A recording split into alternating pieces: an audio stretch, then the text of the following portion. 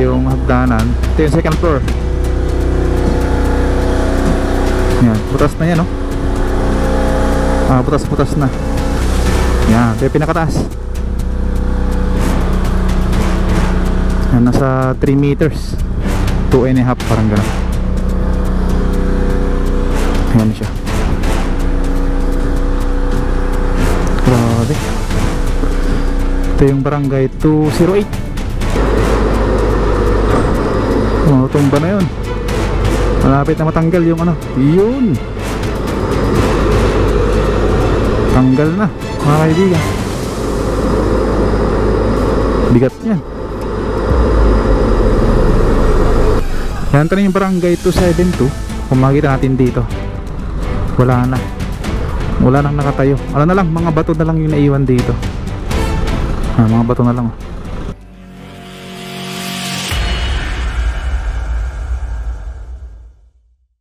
Good morning guys. Nandito tayo ngayon sa may Blumentritt station ng LRT.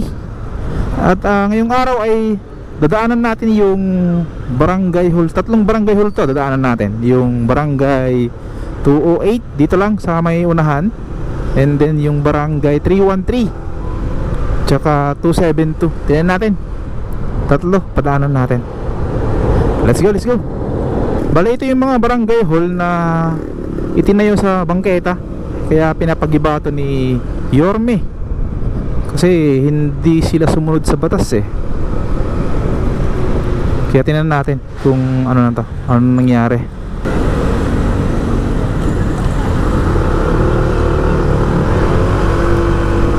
Malapit lang to sa Blumentritt.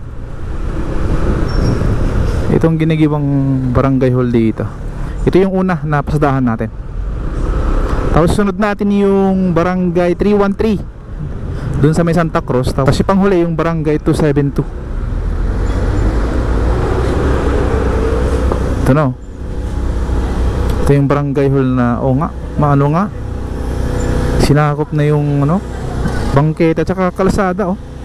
Ay, may isang metro yung sinakop na. Grabe, bawal talaga to. Kahit saan mo ipatingin to. Ayan, oh, malaki. Halos ano to, mga 1 metro nga, 1 metro mahigit. Tapos sinakop pa tong bangketa. Sayang yung ano dito. Parang nakita ko sa internet nasa 9 million to eh. Wala naman 9 million to. Yan, yan lang siya hanggang 3rd floor. Grabe.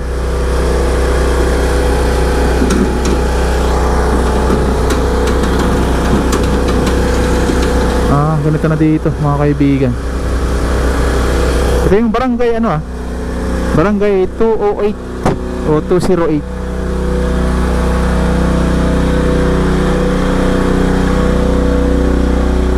Ito yung hagdanan nya. Ayan, oh. Grabe.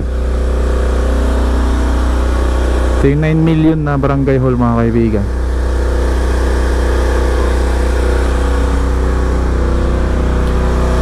Pero kung tutuusin mo, walang 9 million to. Ayan, barangay 208.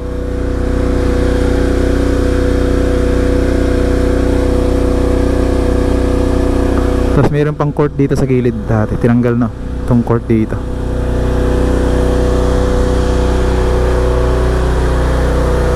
So ganito ngayon yung ano dito mga kaibigan, sitwasyon dito sa barangay 208. Ayan. May gumagawa dito, 4 sila. Ayan, oh.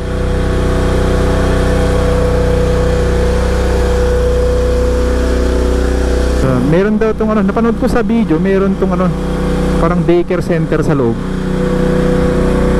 Ayan. Tapos sabi pa ng kapitan na pag pinagiba to, magre-resign siya. Tingnan natin kung nag-resign na siya. Tigas din to, ano niya, ito.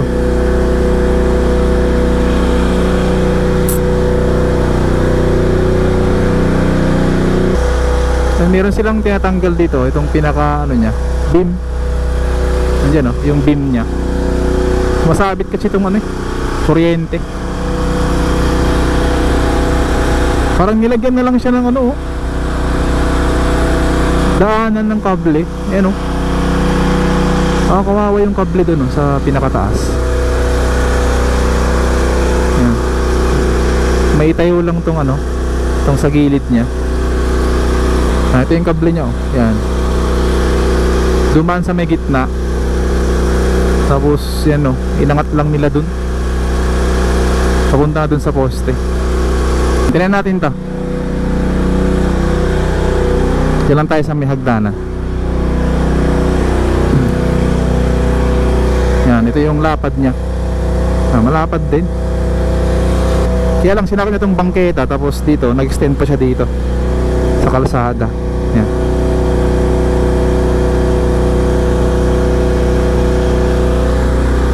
Ano natin dito? Ito yung hagdanan. Ito yung second floor. Yan, butas na yan, oh.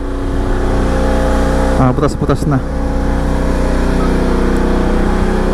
Ito naman yung third floor. Yan, ito yung pinakataas. Yan, nasa 3 meters, 2.5, parang gano'n. Ayan siya. Grabe. Ito yung barangay 208.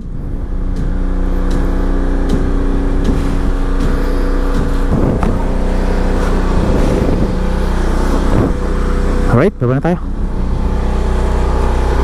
Baka gumuho. Baka gumuho.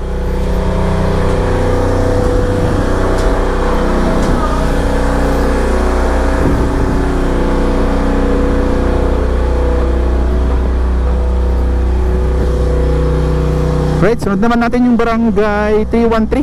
Puntahan natin dun sa may Santa Cruz, Manila. Alright, let's go. Yeah, thank you. Thank you po.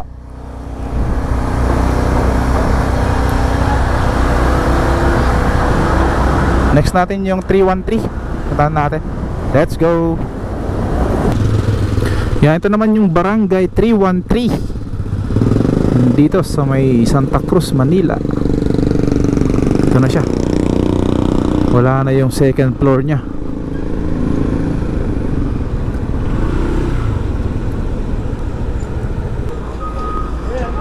Ano, may mga konting poste pa siya sa may katabi ng ano, tabi ng eskwelahan.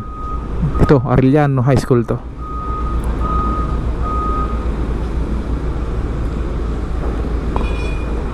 So ito yung ginagawa nila ngayon. Kailangan matanggal nila tong poste dito sa outer layer nya.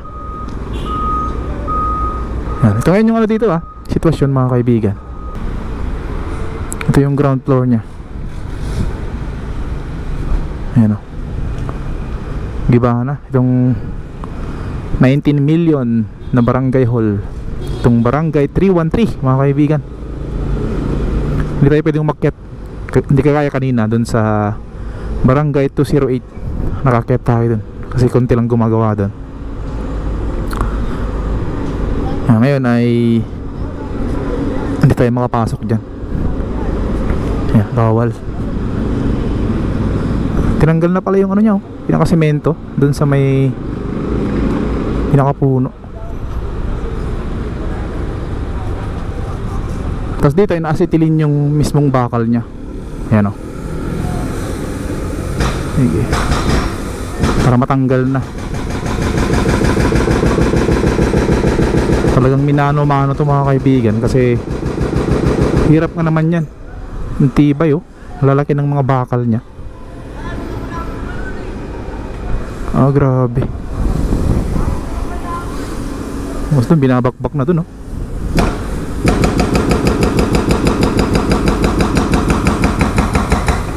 Grabe. Sinayang nila yung 19 million. Bawal kasi yan, nasa gilid siya ng kalsada. o nasa bangketa. Marami na sana natulungan yan na mga mag-aaral o mga street dwellers. Yan, ito siya. Talagang wala na to, bakbak na mga kaibigan. Wasak na. Tayo sa kabila. Ayan o.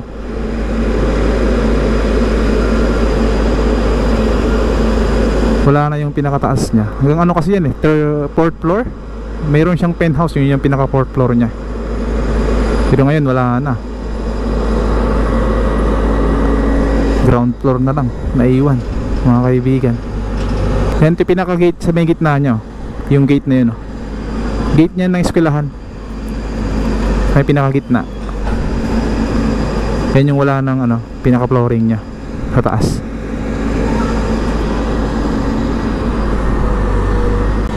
Yun, binabakbak talaga.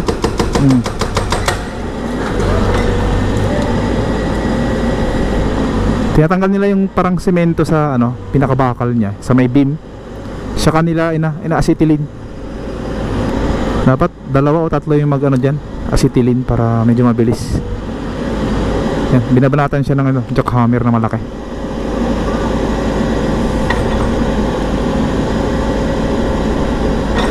Doon banda hinihila na oh. Yun nandun sa dulo. Kunting ano lang yun, acetylene. Tanggal na yan. Tumba na yun. Malapit na matanggal yung ano. Yun, tanggal na mga kaibigan. Bigat yan.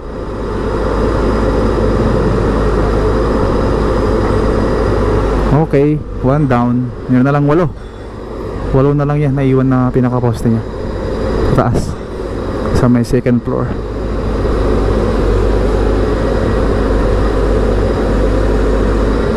Binababa na.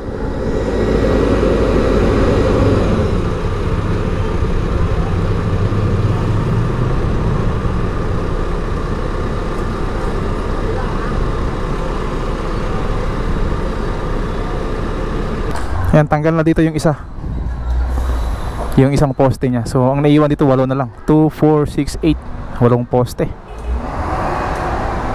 Alright, punta naman natin yung Barangay 272. Yung pangatlo nating pupuntahan. Dito nakita nyo na yung ano, sitwasyon dito mga kaibigan. Let's go. May nag-comment sa ano natin, video nung nakaraan.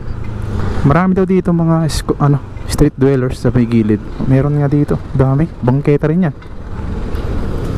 Dito sa may ano, creek daw sa may tulay. Oo nga, dito nga, dami oh. Ito, dami rin dyan oh. Mga squatter area. Tama kayong sinabi nila. Alright, sana ma-actionan din yun. Malinisan yung ano, estero. Diretso tayo sa may Barangay 272. Tingnan natin doon. Let's go. Yan na yung Barangay 272. Kung makikita natin dito, wala na. Wala nang nakatayo. Ano na lang, mga bato na lang yung naiwan dito. Mga bato na lang. Hinahakot na lang. Parang isang hakutan lang to, wala na. Ito yung pinuntahan natin ng nakaraan na ano lang to eh. Wala pang 2 meters yung lapad niya. Tapos yung halaga niya milyones na. Sayang. Yan, tapos yung CR niya sa likod hindi pa tapos eh, yung pinuntahan natin. Pero ngayon wala na, sayang. Pero sa ngayon, ito lang muna tayong update natin. 3 barangay hall na dinademolish. Itong isa, itong last, ito yung totally na wala na, demolish na to. Yung naiwan na lang yung 2 na nakatayo pa. Meron pang mga semento saka mga poste yung 2. Ongoing naman yung ano nila, yung pagdi-demolish dun sa Barangay 208 tsaka Barangay 313. Alright, maraming salamat sa pagsama sa akin hanggang dito. sa may Binondo, Manila. Thank you. Ingat tayo lagi mga kaibigan, and God bless po sa ating lahat. Peace out.